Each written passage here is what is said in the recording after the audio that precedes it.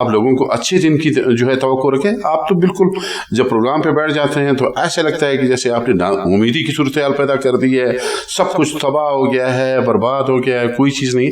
फिर ये निज़ाम कैसे चल रहा है? आज अमन अमान की सूरत हाल कहाँ पे है? आज मज़दूर मारे जा रहे हैं, कोयला मज़दूर बेचारे वो नियत्ते सोए हुए, कोई नहीं है, उनका पुरसान आन नहीं है और उसको आकर दहशतगर्द मार। 40 साल से ये सरजमीन जो है कुर्बानियां दे रहा है। पहले भी मजदूरों को शहीद किया गया है, पहले भी जो है बेगुनाह लोगों को यहाँ पे शहीद किया गया है। मसला ये है कि गवर्नमेंट सोती रही है। आज भी हवाम रोटी कपड़ा और मकान के लिए तरस रहे हैं, वजूहत क्या है? पाकिस्तान पीपल्स पार्टी अगर लोगों को डिलीवर नहीं कर सकेगी तो हमारे वज़ीर आला ने पहले ही कह चुका है कि मैं उससे अगर मैं डिलीवर नहीं कर सकूंगा तो मैं मुस्तफ़ी होने के लिए तैयार हूँ।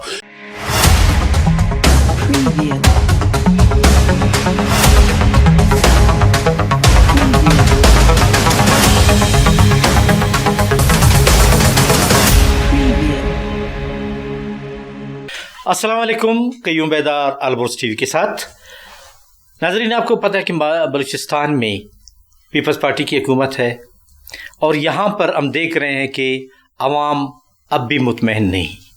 बेरोज़गारी, महंगाई, बिलों का मसला, यानी किस किस चीज़ की मैं बात करूं, लोग परेशान हैं। वजूहत क्या है? आज हमने पीपल्स पार्टी के एक सूबाई रहनुमा मीर मोहम्मद अकरम बंगुलजी को ज़हमत दी है, जो हमारे स्टूडियो में मौजूद हैं। अकरम साहब, आपको खुशामदीद कहते हैं। ये जो हम देख रहे हैं कि पीपल्स पार्टी की हुकूमत है और पहले भी पीपल्स पार्टी की हुकूमत जब रही थी मरकज़ में, शहीद जुल्फ़िकार अली भुट्टो का नारा था रोटी कपड़ा और मकान। आज भी हवाम रोटी कपड़ा और मकान के लिए तरस रहे हैं, वजूहत क्या है? आपका बहुत शुक्रिया। आपको इस नए सेटअप के साथ मैं आपको मुबारकबाद पेश करता हूँ और आपके इस स्टूडियो के जो इंतज़ामिया है, पूरी टीम को आपके गुजारिश ये है कि पीपल्स पार्टी की गवर्नमेंट नहीं है, हम इत्तेहादी हैं गवर्नमेंट के। वज़ीर आला आपका है, मैं सूबे की बात, चीफ एग्जीक्यूटिव आपका है। आपने हुकूमत बिलों को लाया तो मैंने गुजारिश आपको कर दिया। वफाक में जो है हमारी गवर्नमेंट नहीं है, बलूचिस्तान में हमारी गवर्नमेंट है और अल्हम्दुलिल्लाह गवर्नमेंट बेहतर तरीके से चल रही है। और इस वक्त एक पढ़े लिखे, एक समझदार और एक अच्छे घराने से जो है वज़ीर आला हमारे पास मौजूद है, जो आपके हर इशू को एड्रेस करने की सलाहियत रखता है, हर मसाइल को हल करने की भी सलाहियत रखता है और कर रहा है।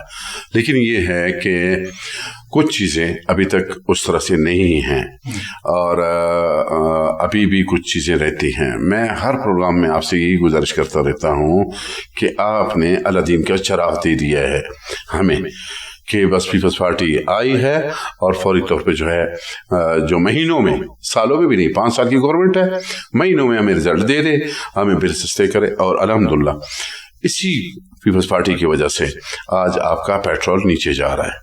इसी पीपल्स पार्टी की वजह से आपके आज दुनिया में शंघाई कॉन्फ्रेंस जो हो रही है, ये तारीखी एक कॉन्फ्रेंस हो रही है और इसके अंदर पाकिस्तान की मईशत और जो है IMF से कर्जों का निजात का मामला बन रहा है और आपकी मुल्क तरक्की की तरफ जा रहा है।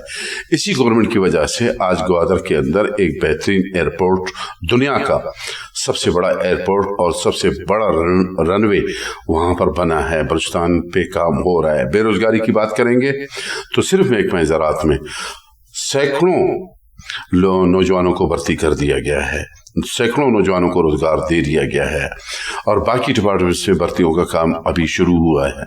इंशाल्लाह आप देखेंगे कि पाकिस्तान पीपल्स पार्टी अगर लोगों को डिलीवर नहीं कर सकेगी तो हमारे वज़ीर आला ने पहले ही कह चुका है कि मैं उससे अगर मैं डिलीवर नहीं कर सकूंगा तो मैं मुस्तफ़ी होने के लिए तैयार हूँ। ये असल इशू है। हम देख रहे हैं कि ग्वादर की, जैसे आपने बात की, ग्वादर एयरपोर्ट की बात की, आज वज़ीर आज़म ने ग्वादर एयरपोर्ट का इफ्तिताह इस्लामाबाद में बैठ के किया। हालांकि इतना बड़ा इंटरनेशनल एयरपोर्ट है, उनको तो आना चाहिए ग्वादर एयरपोर्ट पे, जहाज़ में आते, इफ्तिताह करते, वज़ीर आला, गवर्नर सब मौजूद होते। न वज़ीर आला वहाँ पे नज़र आया, ना गवर्नर, ना बलूचिस्तान के नुमाइंदे नज़र आए और उसके बावजूद वो इफ्तिताह हो गया। देखिए ये माजी में भी होते रहे हैं, ये कोई नई बात नहीं है।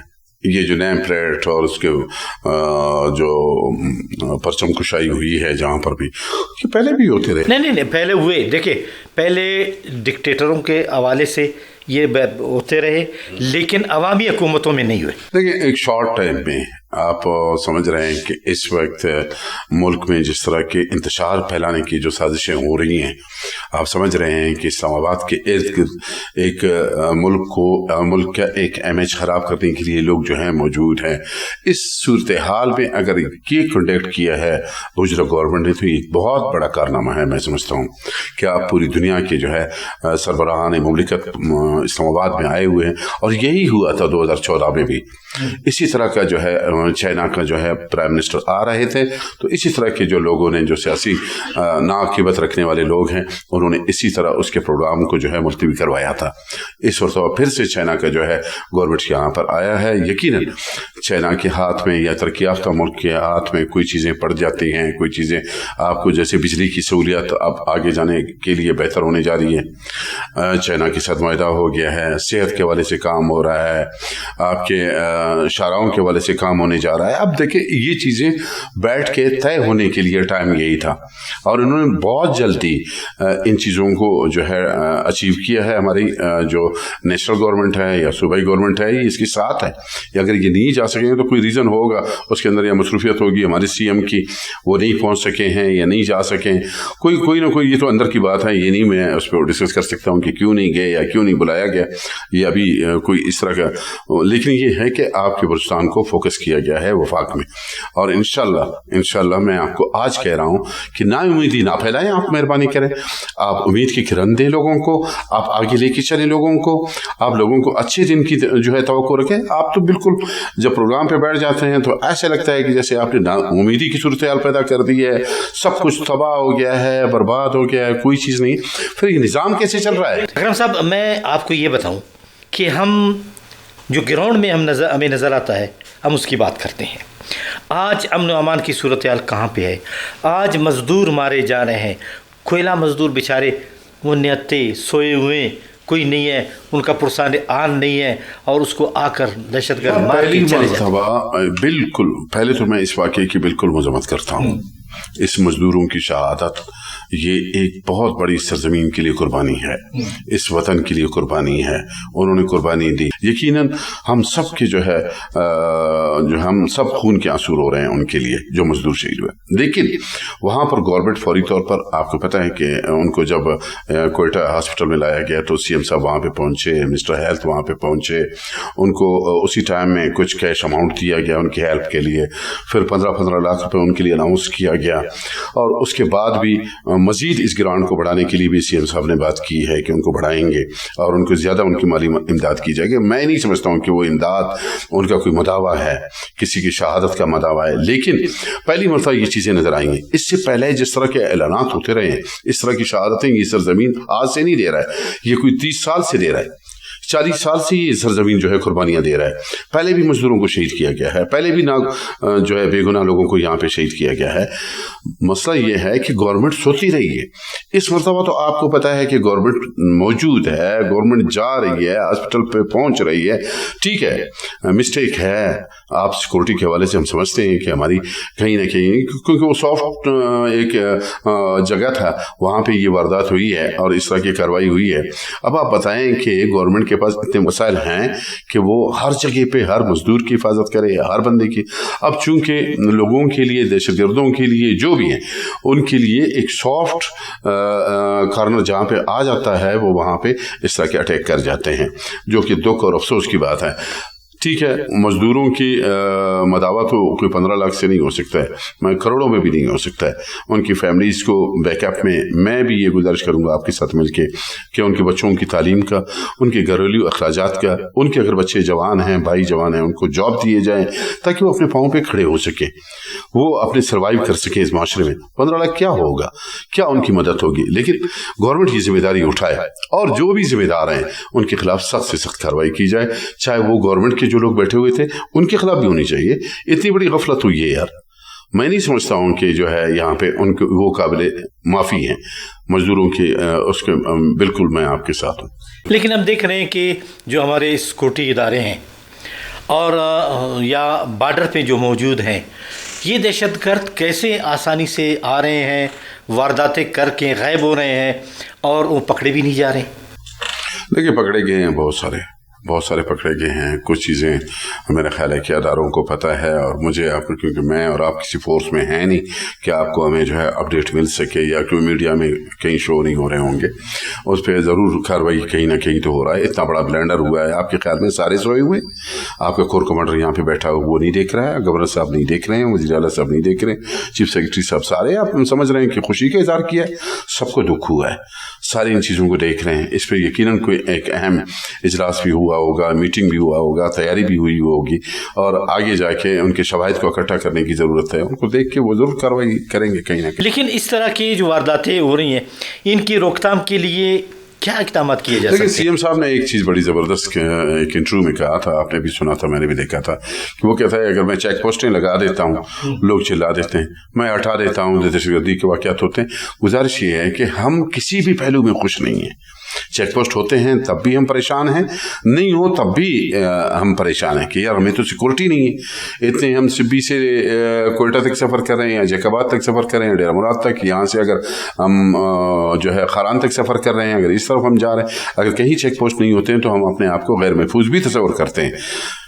माजी में चेक पोस्टें लगी, ये बोलान नो गो एरिया था, वो ठीक हो गया जब चेक पोस्टें लगी और वहाँ पे सिक्योरिटी फोर्सेस को तैनात किया गया, लेवीज को अलर्ट किया गया, पुलिस को अलर्ट कर दिया गया, तो काफ़ी चीज़ें ठीक हुई।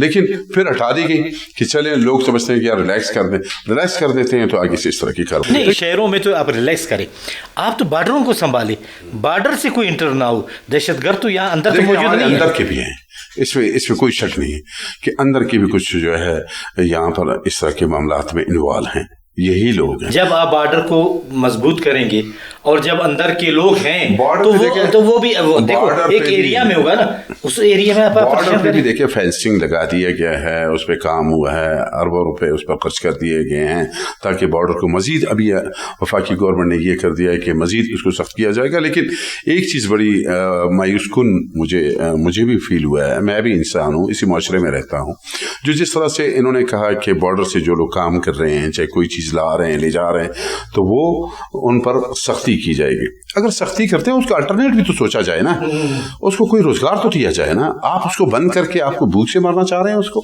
तो ये ज़रूरी नहीं है। आप जो खास कर जो बॉर्डर एरिया में रहते हैं जो लोग, उनका तो बिजनेस, उनका कारोबार, उनका ज़िंदगी, उनका खाना पीना, बिजली सब वहाँ से, तो आप उनको कुछ देना, उसके बदले में तो कुछ दें, उसके बाद आप बिल्कुल सील कर दें।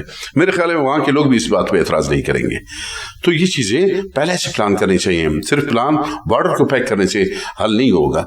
ये एक हकीकत है कि वहाँ के लोगों को अल्टरनेट आप कोई बिजनेस दे दें, कोई काम दे दें, कोई रोज़गार दे दें, उसके बाद मुझे यकीन है कि कोई भी नहीं चाहेगा कि वो इनलीगल काम करे या इनलीगल तरीके से कोई चीज़ें लाए, और कितनी ख्वारी और कितनी तकलीफ में वो चीज़ें लाती हैं, वो वीडियोज़ हमने भी देखी हैं, आपने भी देखी हैं। बहुत बहुत शुक्रिया अमीर अकरम बंगलुजी साहब कि आपने मौजूदा हुकूमत की कारकर्दगी के हवाले से बात की।